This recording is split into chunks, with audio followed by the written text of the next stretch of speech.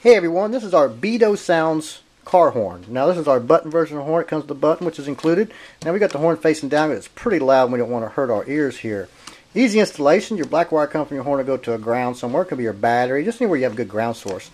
And your red wire coming from your horn to go to a 12-volt power source. It could be a battery, a fuse, anywhere you have a good 12-volt power source.